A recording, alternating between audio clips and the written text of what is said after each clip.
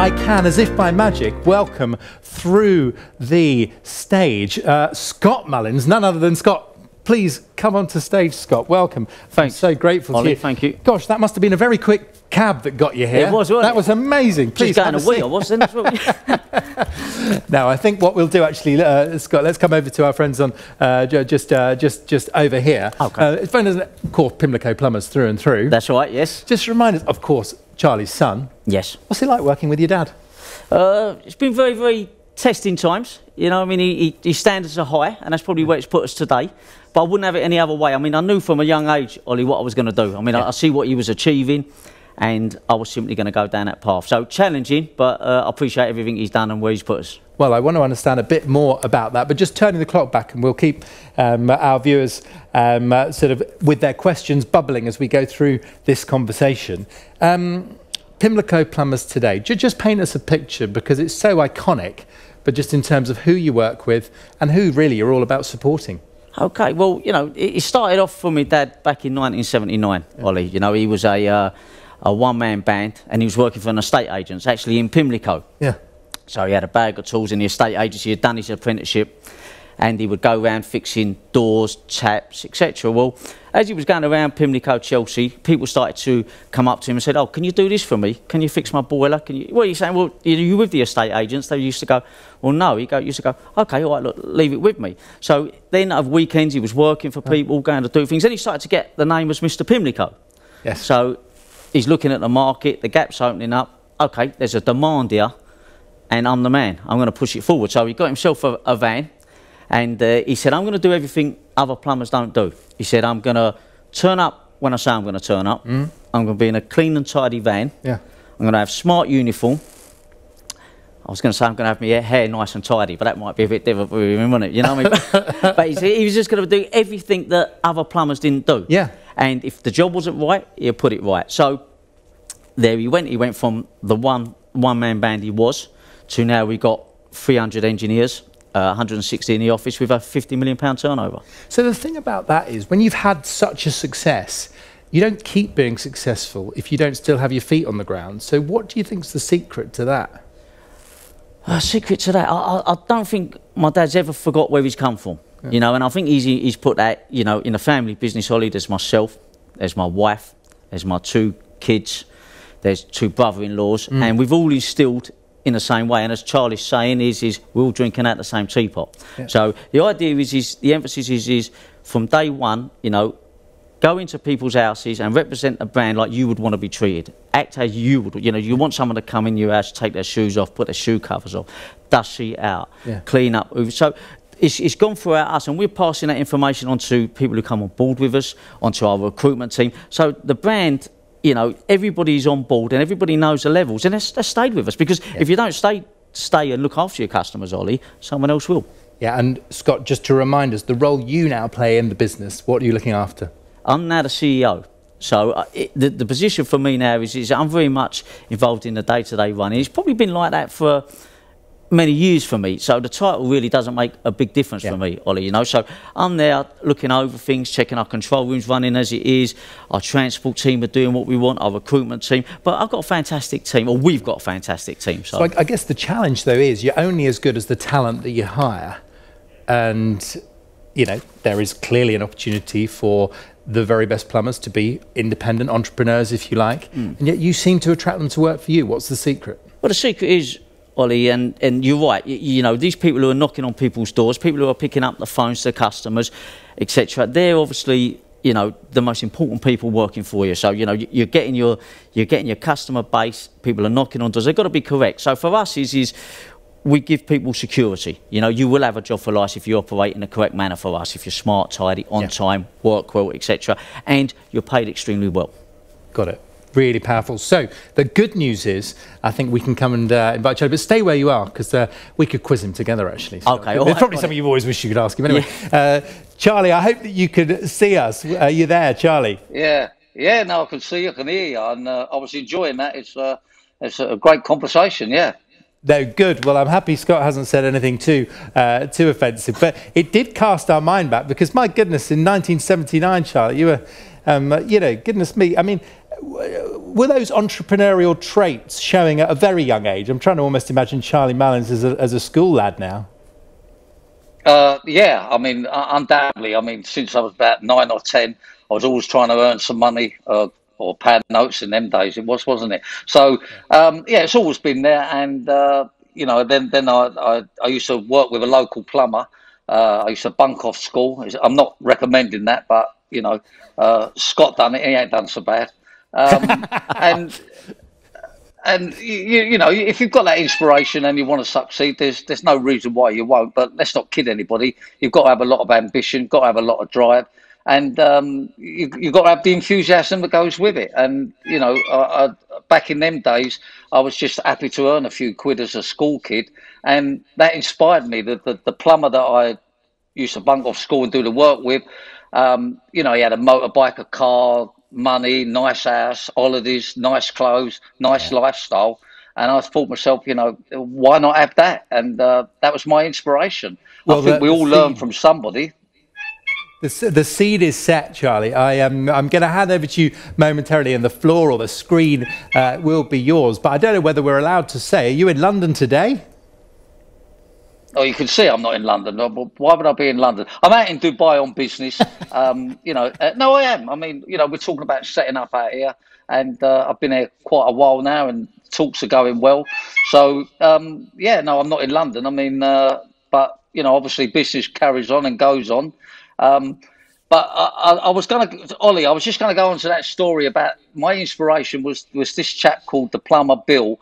And I'm just saying this, we all need inspiration. We all need to look up with somebody. We all need to learn from somebody. And there's nothing wrong with that. And whatever your drive or ambition is to be successful, there's nothing wrong with that at all. Mine was definitely to have all the nicer things in life and get off the council estate, and you know, not just be the run of the mill person, and you know, reach all the benefits from it. And you know, rightly, I believe I'm getting them now, and so are many other people that are in the business. You know, we've been going 41 years, the largest plumbing company in the UK, independent, definitely the most successful. And you know, we're even growing and growing now in these difficult times. So it's all about the drive and ambition. And you know, let's not kid anybody. Business don't have to be boring. Business can be exciting. Business can give you a lot of things in life. And it's all about, you know, believing in yourself. And I have to say it, watching other people succeed and try and do the same. Charlie, you're not afraid to use your voice and speak up and speak out for what you believe in and against what you don't believe in. So tell us what fuels that, because there must have been moments when even your own team members said, oh, Charlie, why did you sound off about that? But you are someone who can only speak their mind and speak your own truth. And I know a lot of people appreciate that. You made it awkward for me to say anything now. No, of course. Look. You've got to be self-opinionated. You've got to give your views. I mean, if you're a businessman, especially, you can't sit on the fence. You've got to put your head above the parapet wall. And if people want to shoot you down, that's their choice. But it doesn't mean they're right. I mean, you know, I work a lot of my things on common sense, and you know, a bit like Piers Morgan. You know, I'm not necessarily going to agree with him or disagree with him, but he's a great presenter, great interviewer. And I think he's going to be badly missed. That we need people like him to challenge people. We need people like him to tell people when they don't believe they're speaking the truth. And we need people like him to you know, ask the questions that others are frightened with. So I don't have a problem with that at all. And, you know, I don't think I'd be where I am today if I kept my mouth shut. No, I think we can all agree with that. Charlie, if you were given the keys to number 10, in you go, PM, for a week, what's the first thing you change about this country? Quite a million things, that's for sure. I would really encourage the apprenticeship, more apprentices into businesses. I mean, there's a massive skill shortage, and I am where I am today through my apprenticeship, and many other people are in the same position. They've done an apprenticeship, they've been successful, and then they go on to run their own business, to employ people, and you know, put something back into the economy. So undoubtedly, I would concentrate on apprenticeships. I know there's a million things to do, but the first thing for me would undoubtedly be apprenticeships and encouraging more people into business. I mean, you know, the saying is, there's no business like your own business. Yeah, I think it's a really, really powerful message. I'm also wondering, Charlie, what you make of people coming into the workforce, to what extent they've got the skills that you're looking for, because ultimately, as Scott and I were just discussing, you're nothing if you can't attract talent. So what are people coming into the workplace missing? What do they need polishing up on? Well, not all of them. Some of them have got the right. It's all about attitude and enthusiasm and drive and the will to wanna get somewhere in life and not just be the run of the mill or not be part of society. And I think once you give a youngster a job, then that's a great opportunity. That's the biggest turning point there is out there.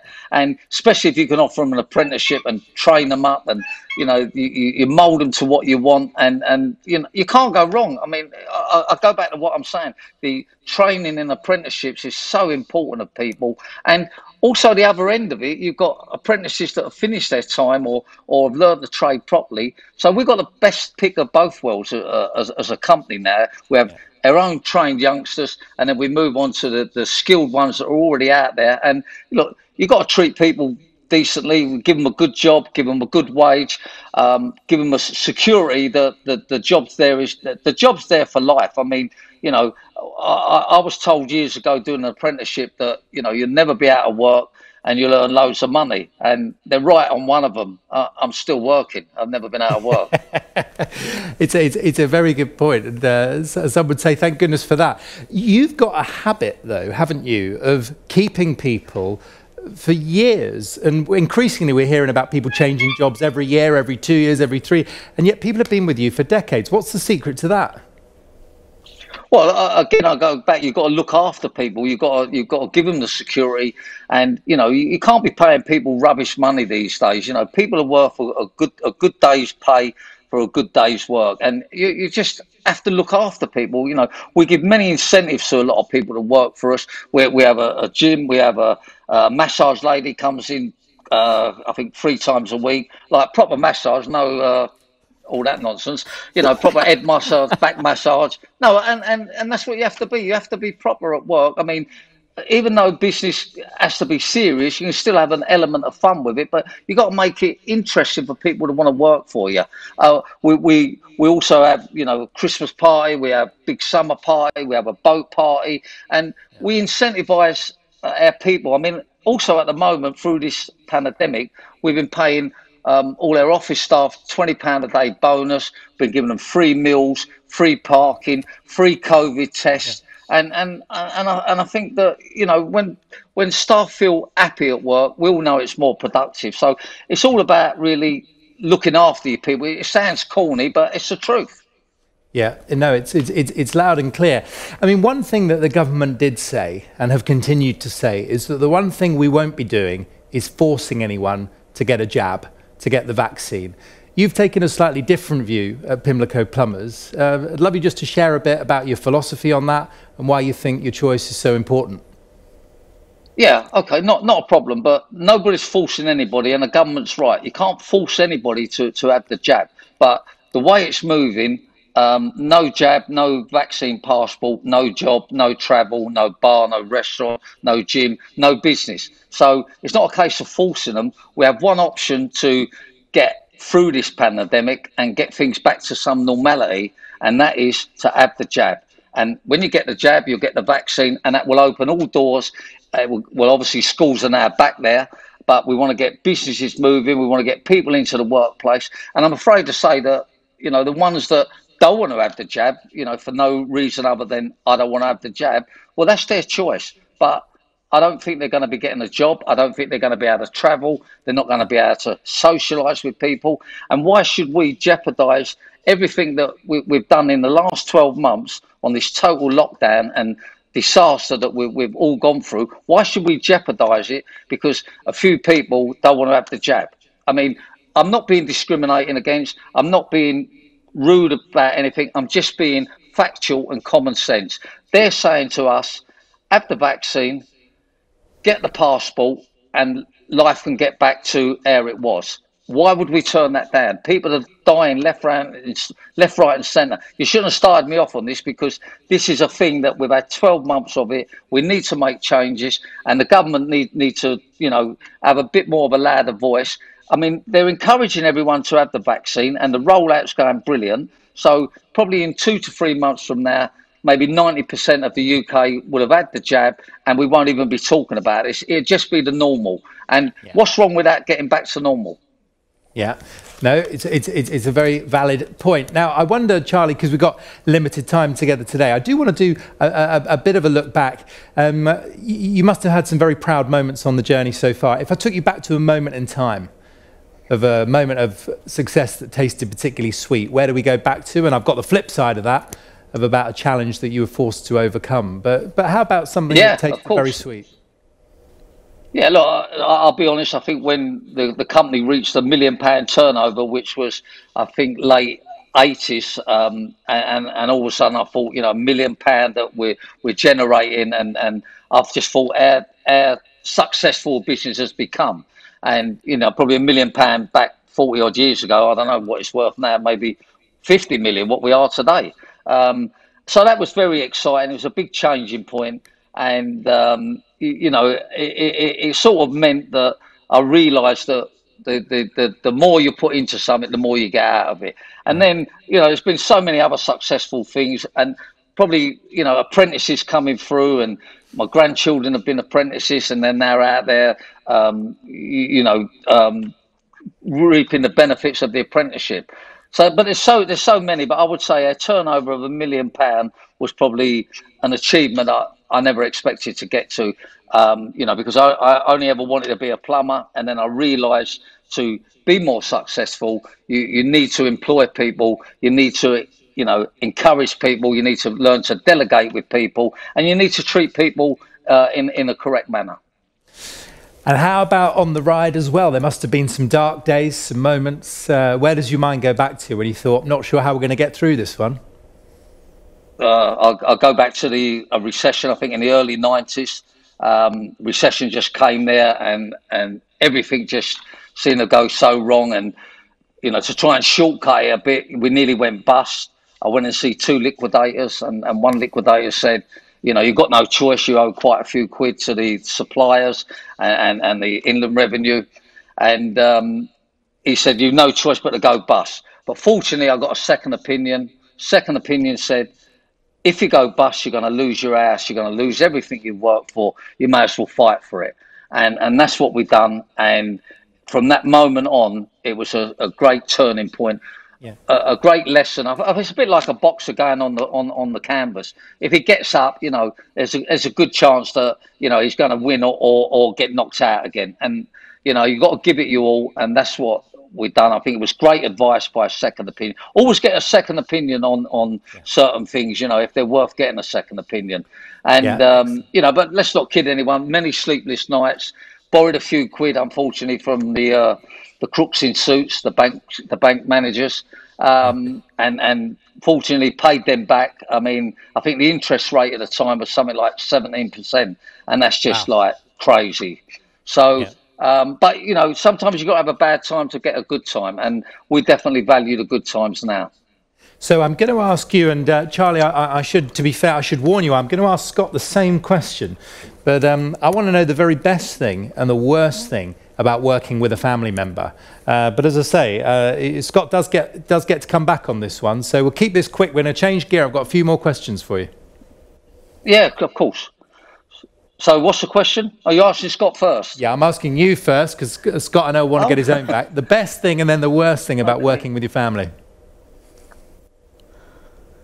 Best thing is that you're helping them to succeed and get on in life. Also, the other best thing, I think, is the fact that, you're all drinking from the same teapot. And the worst thing... Yeah, tell me the worst thing.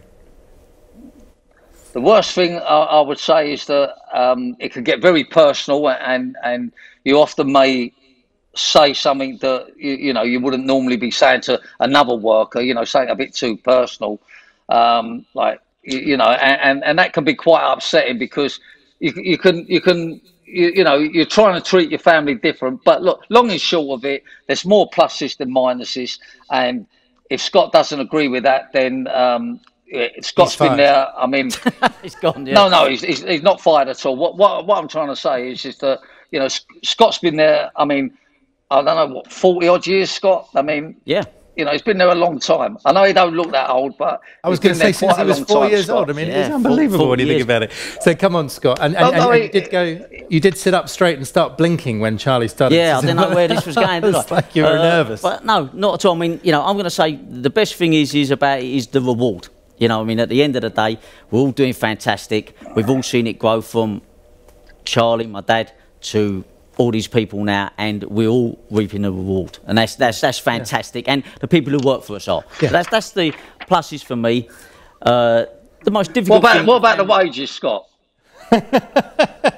Yeah, that does What about the help. wages? Charlie's holding up a piece of paper saying 50 grand, Yes. I think. No, I'm due a pay rise, I'm sure, but Well, it could hang on the answer. Oh, another one. It could hang on the answer to this next question. no. Come on. And the second one, I would say, the most difficult thing with family business is finding a switch-off point. You can take it home with you. You can sit down and have dinner. I'm probably one of the world's worst. I can't stop talking about the business, and people go, Scott, switch off. So the most difficult one is when you're going away together, etc. Is maybe switching off. I'd say that's the difficult one. Really powerful. Love it. Out of interest, Charlie, can you switch off? And if so, how do you do that?